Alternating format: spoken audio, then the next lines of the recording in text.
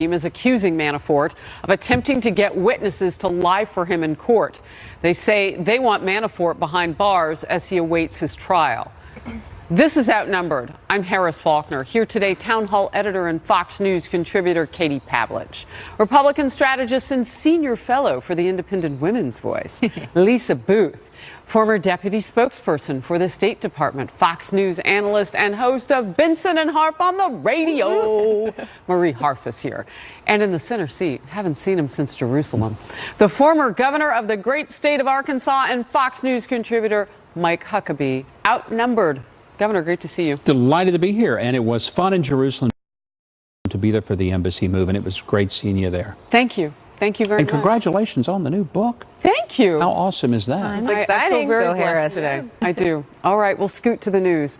Federal prosecutors are working under special counsel Robert Mueller and saying Paul Manafort has been contacting multiple witnesses in their case against him in an attempt to convince them to commit perjury. Manafort has been indicted on charges of conspiracy, money laundering, and tax fraud, among other things, to which he has pleaded not guilty. We should note none of these charges is connected to allegations of collusion between the Trump campaign and Russia. Governor, Paul Manafort. Well, he's in a lot of trouble, and he could lose his freedom if he did, in fact, violate the terms of his parole, not parole, but bail. And then he'd lose a lot of money as well, because you don't get your bail money back if you violate bail. So I'm sure he's not having the best day of his life today. But it's also a way that Bob Mueller can put pressure not only on Manafort, but put pressure on everybody that he's ever talked to and say, if you don't play ball with me, or if you in any way go outside the lines, we're going to come down on you and come down hard. All right. What do you say about this idea? I just want to double question you for just 1 second, Governor, and get your expertise on this, about this idea that the president could Manafort anybody. Could Manafort. Manafort. Well, he might could do that too. I think that works. That works. No. I'm so sorry about that. A new verb. I'm going to Manafort you. Could pardon anyone in his constellation and pardon my Manafort. Well, I mean, he legally could do that, but the political consequences could be harsh. Ask Gerald Ford. Well, you can't ask him now. He's passed away. But what I'm saying is when Gerald Ford pardoned Richard Nixon right after he took office, I think it was, looking back, the right thing to do. It saved the country from what would have been disaster. But it cost him probably the re-election of the presidency. I think that, and the fact that he ate a tamale with a shuck on it in San Antonio the weekend before the election, honest to God, I really believe that cost him Texas, cost him the White House.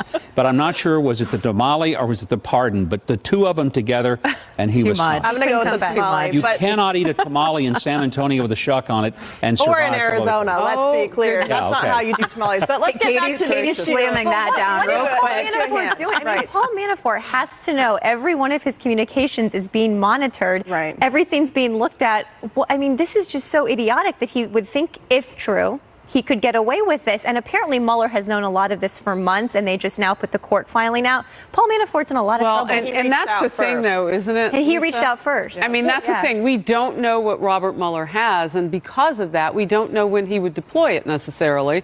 And what you're talking about, Marie, is absolutely true. If this was sitting someplace for a while, what else does he have, and when will he use it?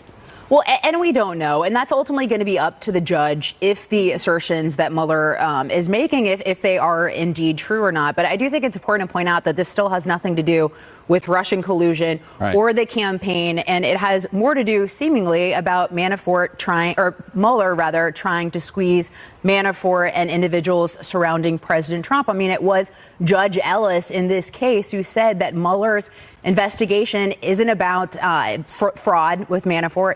It's more about trying to prosecute the president and something that will lead to impeachment. And so I think that is important to remember in the backdrop of all these discussions. I would also mention, though, however, that this, I think everyone likes to tie this to the presidency because Manafort worked on the Trump campaign.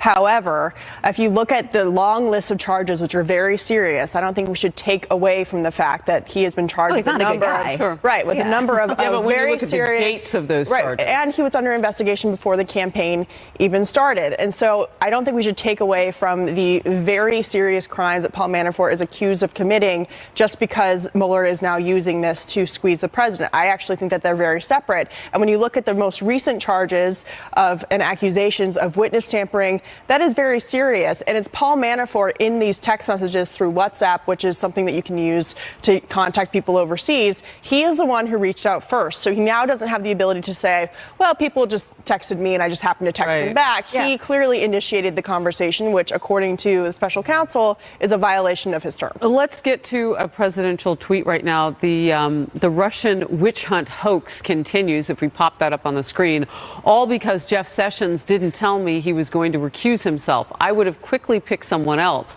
So much time and money wasted, so many lives ruined, and Sessions knew better than most that there was no collusion. Democrat Senator Richard Blumenthal with this response.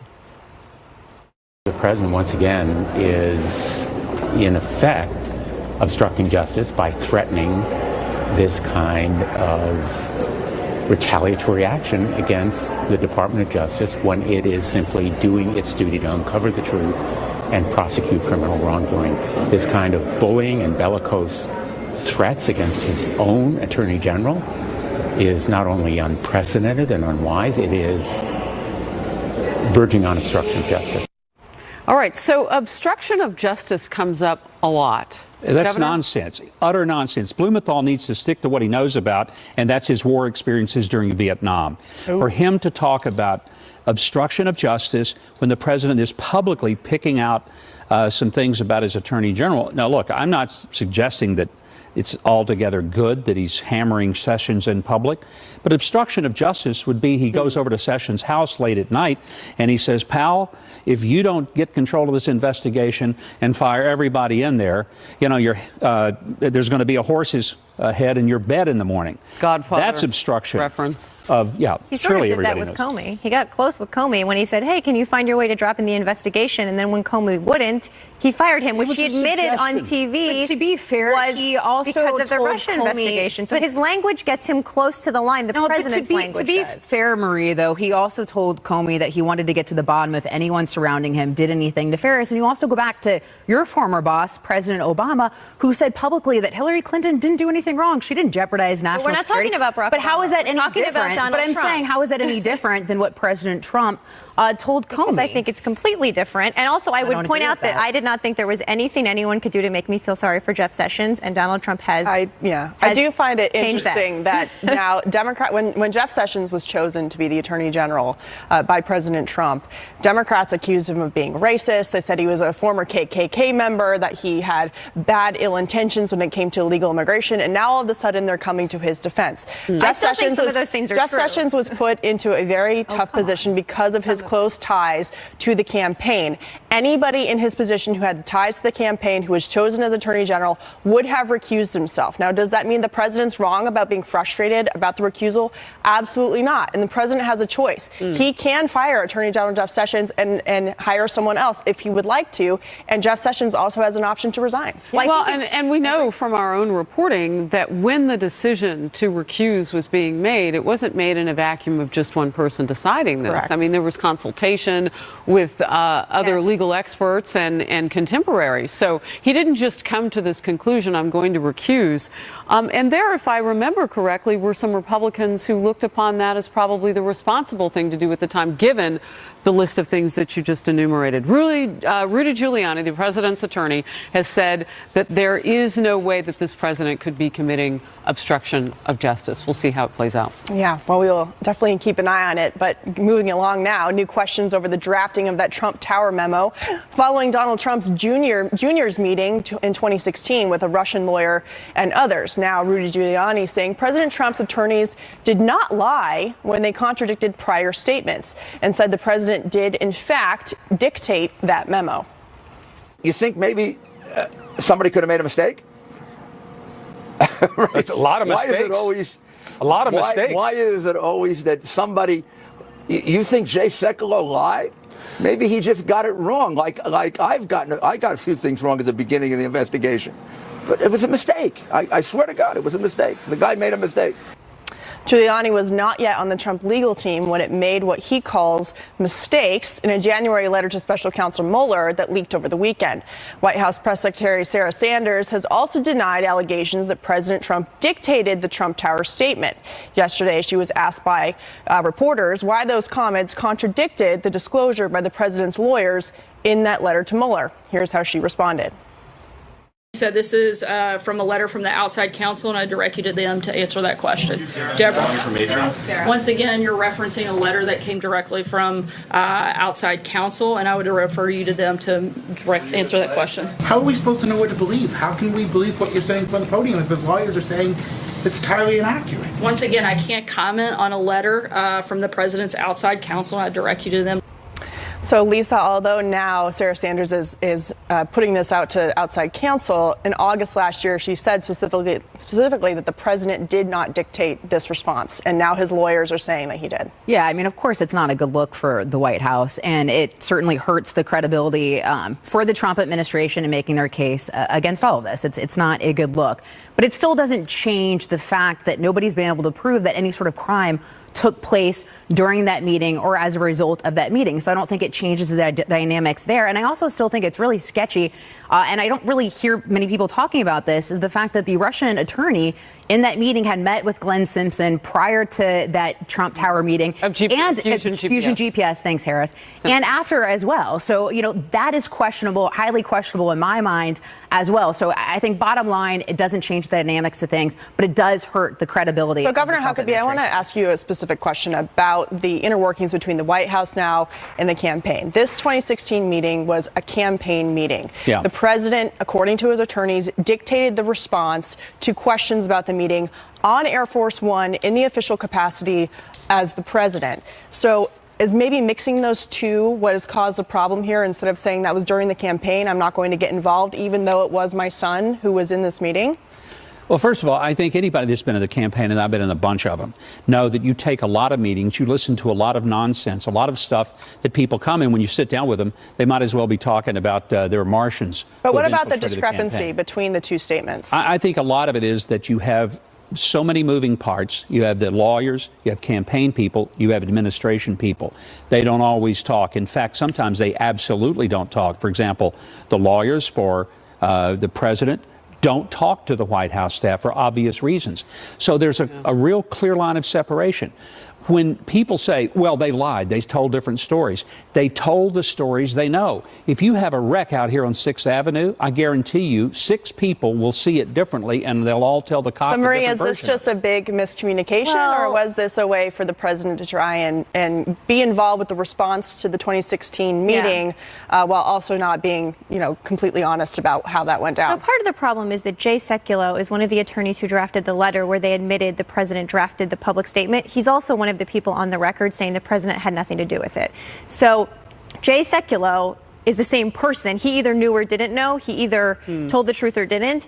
I have sympathy for people that stand at podiums and represent administrations because sometimes they are not given all of the information. I have no idea what Sarah Sanders knew and what she didn't. Truly, I have no idea. But I have less sympathy for Jay Sekulow, who drafted this 20-page piece that admitted that Donald Trump himself dictated it, and he went on TV and said the exact opposite. This meeting also took place before the WikiLeaks dump as well, so I think you have to think of that context. If this meeting had happened after some of that information had hit, I think there would be a different context. It's a credibility issue for the White House and for the president's team. All right, voters heading to the polls today in 8 states for primary day amid new questions over the battle to control Congress. One state in particular now seen as crucial in telling us whether the supposed Democratic blue wave will still be a success or a washout. Details ahead. Plus, growing pushback now after the president cancels a White House visit by the Super Bowl champion Philadelphia Eagles amid a reignited dispute over the national anthem. And now the White House just weighing in. Over national anthem protests. The White House says the Eagles told them last week more than 80 people would attend, and Sarah Sanders issuing this statement just moments ago, quote, Late Friday, citing the fact that many players would not be in attendance, the team contacted the White House again and attempted to reschedule the event. The president, however, had already announced that he would be traveling overseas on the dates the Eagles proposed. The White House, despite sensing a lack of good faith, nonetheless attempted to work with the Eagles over the weekend to change the event format that could accommodate a smaller group of players.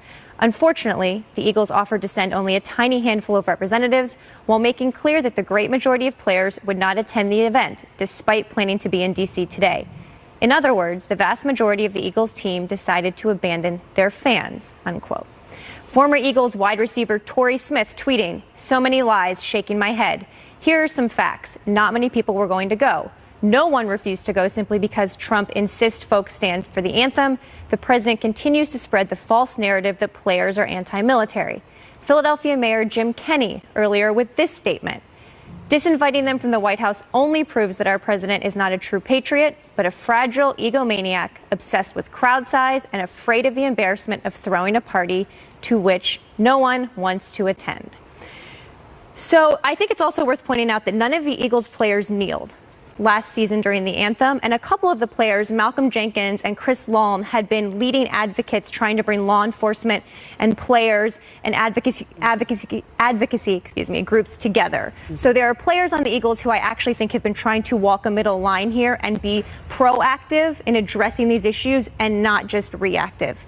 Katie, how do you feel about the White House canceling this? I actually don't like canceling the event. Look, I think when it comes down to it, if you look at the recent statement that just came out by the White House, it seems like there was a big miscommunication about when this event was going to be taking place. Originally, the team had RSVP'd and the majority of them were going to be there. And then they wanted to change the event to when President Trump was in Singapore. And now with today's date, only 3 or 4 players were going to be able to make it. And when you look at the resources it would take to put on an event like this and to only have 3 or 4 members of the team, that's not a team. Those are individual players who are at the White House.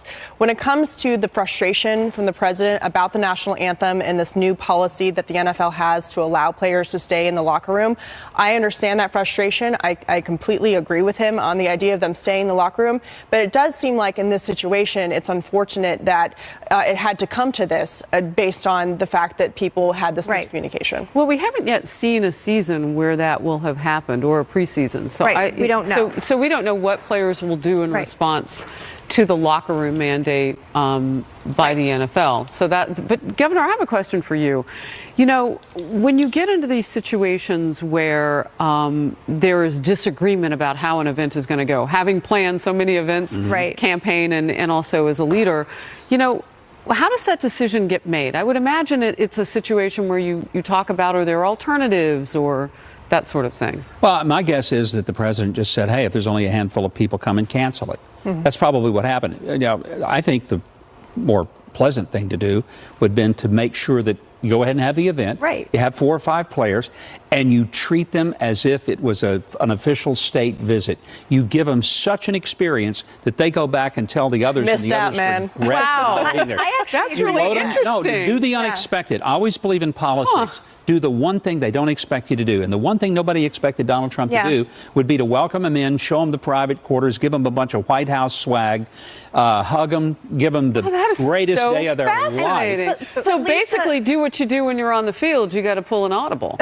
Yeah. but Governor, that is really interesting. Well, but here's the thing. Don't allow this to be dictated by the one group of players who didn't want to be seen with the president. But I think the president understands for his political base picking this fight as a winning argument. And so I think he was happy with how this turned out, that he got to cancel it and blame them. So here's the thing. I'm 100% with President Trump on the kneeling issue. I'm interested in hearing from Trump Eagle voters how this goes down in their minds, because people are, you know, as a Redskins fan, if the Redskins had won, well, we know how you feel. Or even if my Caps, once they win the Stanley Cup, for some reason they were no longer coming or they're disinvited. I mean, I would be upset about that. I mean, I know in political campaigns, you don't call when football games are going, NFL football games are going on, because that is the quickest way to alienate and anger a voter. So I'm just interested in here. I'm sure if there's Trump Eagle fans. Well, I actually asked a Trump voting Eagle fan this morning there you who go. I work with.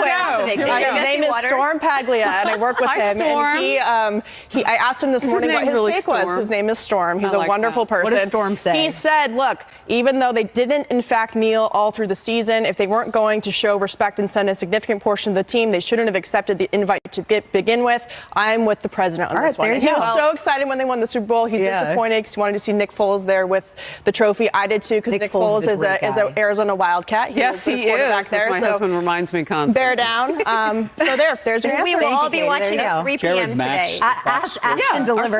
There you go. Asking you shall receive. We were talking, and Jared Max, the Fox Sports guy, I thought had a great observation. It may be time to quit having these White House ceremonies. They're not that recent. Reagan started it, and there was sort of a goodwill when he would do it. But frankly, it's become now such a point of tension that sports and music ought to be points of entertainment and escapism from all of these political things. It shouldn't add to the drama. Well, we will be watching at 3 p.m. today to see how that event goes forward now. And former President Bill Clinton is facing a growing firestorm after saying he does not owe former White House intern Monica Lewinsky a personal apology amid renewed focus on their affair decades ago. Now Clinton appearing to double down on those remarks. Plus, the midterm battle is heating up as voters head to the polls in 8 states today. Why one state is now seen as a likely make or break for Democrats' hopes of taking back Congress. We'll debate. Park Avenue apartment in New York City. This was only about 90 minutes or so ago that we have found out about this. Housekeeping staff found her in an apparent suicide. Officials are saying that, and they have given more detail, that there was a note left behind at the scene. They are not divulging exactly what was in that note. The Associated Press says that on a condition of anonymity, they are talking with officials about this. Kate Spade was 55 years old and created that unique line of sleek handbags in the early 1990s. It was an instant hit. She sold her company. It became Kate Spade New York, and currently has more than 140 retail shops and outlet stores across the U.S., 170 of those stores internationally. Hit designer Kate Spade, dead today, age 55. Apparently, she took her life and left a note behind. We'll report more as we learn it. Fox News alert, it's the Super Tuesday of the primaries. Voters go to the polls in 8 states today, one of them California, could determine the success or failure of that blue wave Democrats are hoping for and make or break the battle for Congress and the control of that House. California's rule that puts the top 2 vote getters on the ballot, regardless of party, could hurt Democrats because the sheer number of candidates may split the vote in too many ways.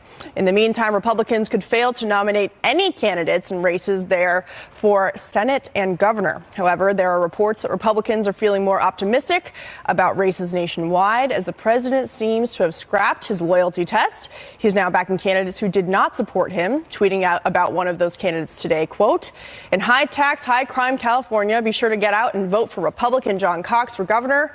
He will make a big difference." So, Governor, California is not always in the picture for when we're talking about the control of the power, right? How do you see this playing out today? Well, I mean, I think this kind of crazy system, it's very similar to what Louisiana does, could work in the Republicans' favor. It's the only way they have a shot in California. The registrations far outnumber the Republicans in that state. But there's some fascinating things going on. For example, the 46% of the people who live in the Bay Area said that they would definitely like to move somewhere else. There's clearly dissatisfaction in the Golden State. And a lot of the reason is it's high taxes, it's unrestricted immigration, it's sanctuary cities, it's everything that the Democrats have basically embraced as their platform. So, it's possible that there could be at least not an uprising, and it's not going to be a revolution, not in California, but there could be enough people who are just sick of the policies that have overrun their state. Well, the president is emphasizing that again in a tweet this morning. He's been on Twitter all morning talking about California. He said, "Get out the vote in California today for Representative Kevin McCarthy and all of the great GOP candidates for Congress. Keep our country out of the hands of high tax, high crime Nancy Pelosi." So, Lisa, he's going back to Nancy Pelosi as a power play here to get Republicans out to vote. Yeah, and California is interesting because there's about 3 races that could potentially be blowback on the Democrats, given the state's rules, the 2 top vote getters in the state, the way that the state's rules play out, because there are so many candidates involved. So there's 3 specific states. I think it's Ed Royce, Dana Rohrabacher, and Darrell Issa. Both Ed Royce and Darrell Issa are retiring. But those 3 states that they're specifically concerned about, where there could potentially be 2 Republicans running in the general election. And Democrats have specifically stated that the path to the majority in the House runs through the state of California. So if that was to happen, that would be a significant setback for the Democrats in their hopes to take back the House. I interviewed the California GOP chairman, Brulte, yesterday, and one thing that he pointed out, if that were to happen, if you'd have 2 Democrats or 2 Republicans that would come out of the primaries, is that it causes you to have a tightening of message, something that the Democrats have really struggled with here recently, as you guys are kind of bifurcated in your party right now. Let's hope Democrats get united in California, because those are 3 very good pickup opportunities. Lisa's right. If we cannot pick up those, it's going to be harder. I don't think impossible, but it will be harder. All right, we'll move on. Melania Trump and the public eye. The mainstream media's apparent fascination with the First Lady's whereabouts since she had surgery, and whether some in the media have crossed the line. The response coming from the White House. And Bill Clinton doubling down on his handling of the... Now, why do we call it the Monica Lewinsky scandal, by the way? Let's call it the Bill Clinton scandal, at least on Outnumbered. And coming under fire even from some usually friendly quarters of the media. What the former president is saying now, and whether he's just digging himself deeper and deeper in a hole. We'll debate. Words can't adequately convey just how disturbing a display this was. You must simply just watch it. In an interview with NBC News' Craig Melvin, Clinton told the correspondent he didn't believe he owed Lewinsky a direct apology. Welcome back. He is not backing down. Former President Bill Clinton is doubling down after he came under fire for his response to questions in an NBC interview where he defended his handling of the Monica Lewinsky scandal, or we're going to call it the Bill Clinton scandal. Clinton said he's apologized enough. You got it, Harris. He says he has no plans to directly ask his former White House intern for her forgiveness. The former president at a book tour event last night. Listen to this. The truth is, the hubbub was I got hot under the collar because of the way the questions were asked, and I think what was lost are the 2 points that I made that are important to me. The first point is, I did. I meant it then and I meant it now. I apologize to my family, to Monica Lewinsky and her family, and to the American people before a panel of ministers in the White House, which was widely reported. The second is that I support the Me Too movement, and I think it's long overdue. And I have always tried to support it in the decisions and policies that I've advanced. Well, earlier in the day, Clinton got an earful from his friends on the left and virtually the entire spectrum of the mainstream media. It has been for decades an unbelievable double standard that the Clintons have used and abused, where nobody is allowed to go there on this issue. He sounded incapable of owning anything. Why was he so combative in that interview? Why didn't he just say, hey, listen, it's a different time. I feel badly for the way things went down. I feel badly for how Monica Lewinsky was treated. I'm sorry. Words can't adequately convey just how disturbing a display this was. You must simply just watch it. In an interview with NBC News' Craig Melvin, Clinton told the correspondent he didn't believe he owed Lewinsky a direct apology. That man is frighteningly, pathologically incapable of shame. Governor, why has it taken so long for Bill Clinton to get tough questions from the media and this sort of response from the media? When all of this happened back in the 90s, there was not a Me Too movement. Men were getting away with this kind of nonsense. The fact that he got away with it as president of the United States, taking advantage of a 22-year-old kid. And I know you say, well, 22 years is not a kid. It is when you're in the White House, first job out of college. It was an incredibly bad thing that happened to her. I feel so sorry for her. I truly do. I feel extraordinarily bad for how her life was ruined by a person who took his power and position and abused her in that way. Well, and Marie, part of the frustration with the media is that Bill Clinton is trying to pretend like he is a victim. He's talking about the fact that they left $16 million in debt when they left the White House. Is Bill Clinton a victim? No, and I do not think that was an appropriate answer in any way, shape, or form. As someone who politically supported Bill Clinton and his administration, I watched that interview and it was uncomfortable. It doesn't, like, he's a human being, she's a human being. Answer like a human. Like, how is he so incapable of addressing this like a person? I do not understand why decades later he still cannot come up with a heartfelt, genuine, thoughtful answer publicly, but also probably to his family and to her. I can tell you why. I mean, there may have not been there may have not been a Me Too movement in the 90s, but there was sure a feminist movement. And the feminists didn't take the side of Monica Lewinsky. They took the side of Bill Clinton and the Democratic Party. And Bill Clinton is so incensed when he gets asked about this, as we saw in these interviews, because he has never been held accountable for this before. For decades, the Democratic Party has been embracing him, emboldening him, propping him up as a champion of women's rights.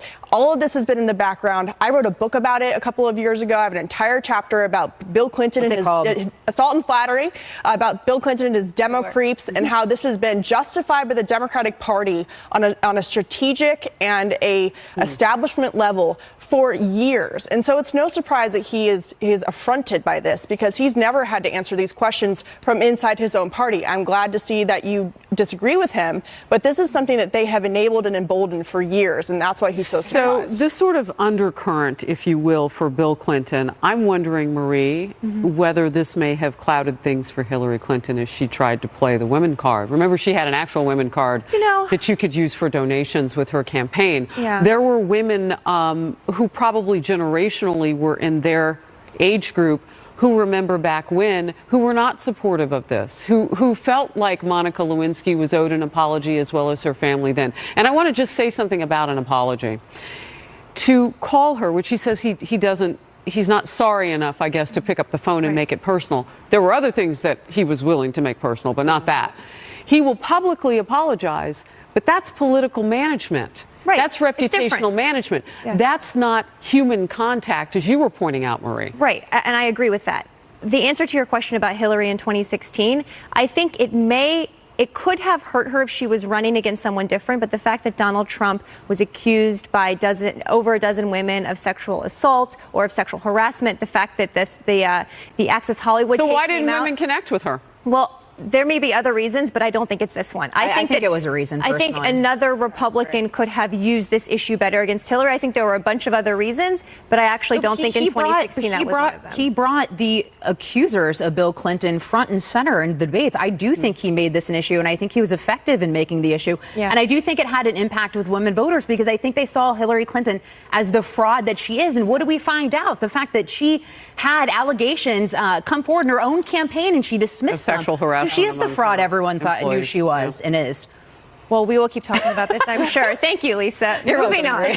First Lady Melania Trump making her first public appearance in almost a month after a kidney procedure. She and the president co-hosting a reception for Gold Star families at the White House last night. The First Lady appearing well in a video taken there, despite the White House saying no press coverage of the event would be allowed.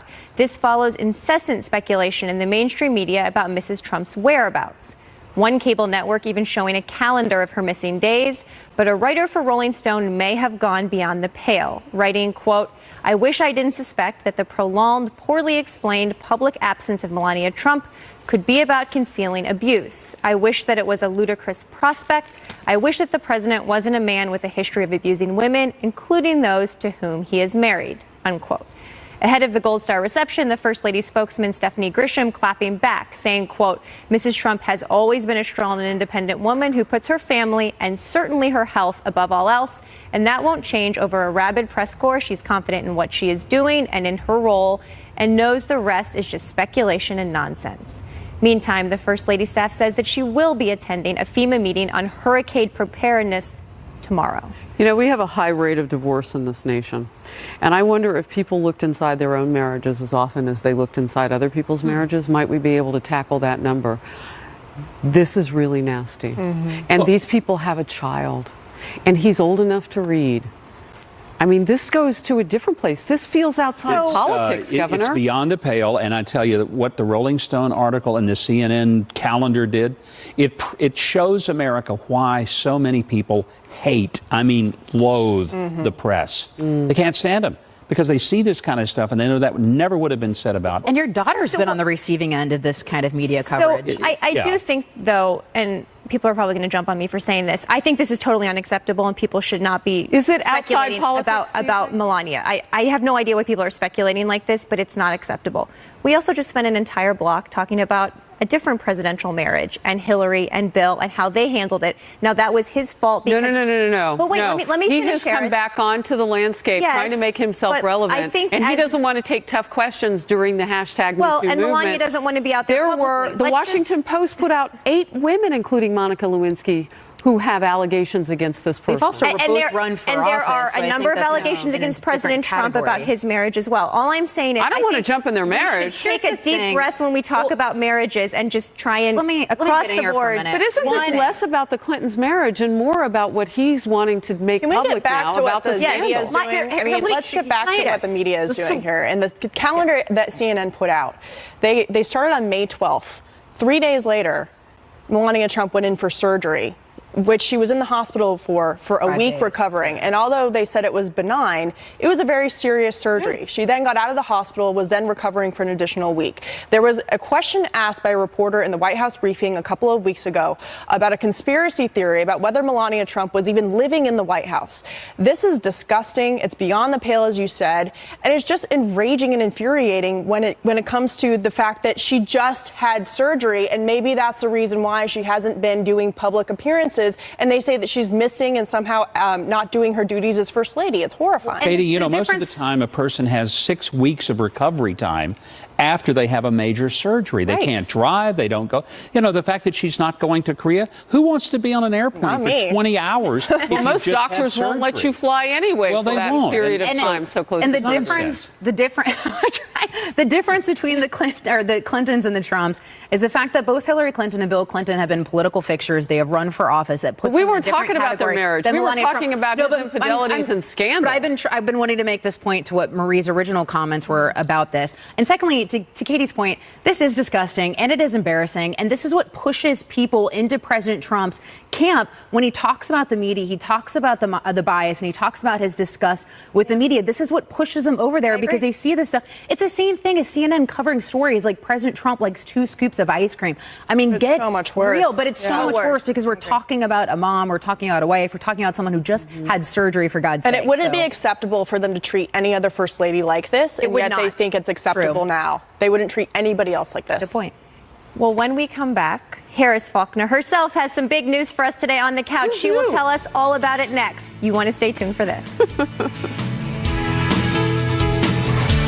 Well, it is a very, very special day for our very own Harris Faulkner. Her new book, 9 Rules of Engagement, A Military Brat's Guide to Life and Success, officially on sale today. And it's a terrific book that the president has actually given some attention today. He tweeted earlier, terrific book out by the wonderful Harris Faulkner. We agree. 9 Rules of Engagement. Harris shares lessons from a military family. Enjoy. Harris, tell us all about your new book. Well, to our commander-in-chief, first of all, thank you, because I know my dad's watching and he served, obviously, so he would want me to also thank the president on his behalf. 9 rules comes from how I was raised. You know, we all have those things in our past that help us to go forward. And mine are based on the military, and they're very specific. And I tell military stories from my dad's time as a war pilot in Vietnam, his 2 tours, and how he came to know that you always need a contingency plan because stuff goes wrong, especially when they're shooting at you in your plane. So I tell those stories. I set each chapter up with where the rule comes from. And my mom is such a major part of this book, too. She was someone my dad referred to as the best and most brave civilian warrior he ever served with. Don't you think one of the things that we miss sometimes is that we talk about the military servicemen and women, but the whole family sacrifices and serves in a way that is so underestimated, so underappreciated. I think the great value of your book is a salute to mothers, fathers, kids, all the family members who come from a military family, and how... Harris, one of the greatest things about this book is that you interviewed your dad, and there are tons of photos in here of you in Germany, your dad in Vietnam. I mean, it's amazing to see the stories that you have from your family and the lessons that you've learned and that you're willing to pass on to everyone else. So when my dad, thank you, was in the field, and this is one of those pictures of him serving, he kept everything, including those stories, kind of quiet. And it was through the process of this book that I learned why I am the way I am. I mean, you know, I'm like a dog with a bone when it comes to a mission. I devise my mission. I recruit my special forces, like the wonderful people, these ladies every day I get to work with, and we go after it and all these topics. It's not an accident. I'm thinking to myself that life is a series of missions, and some of them are tough. We get sick, things happen, and we all need some sure thing answers. And I have that stuff in me, and I talk about it on my speaking tour, but now I'm giving it so people can mark up the book, and you should get a highlighter and cross and circle and stuff that really matters Quickly, to you. where can they buy this? Amazon, Barnes & Noble? Online is the best way to do it. If you get your book, send it to me at Fox. I'm signing everything. All right. We're proud of you, Harry. 9 God rules bless of you guys. engagement. Thank You'll you. get it. More Outnumbered in just a moment.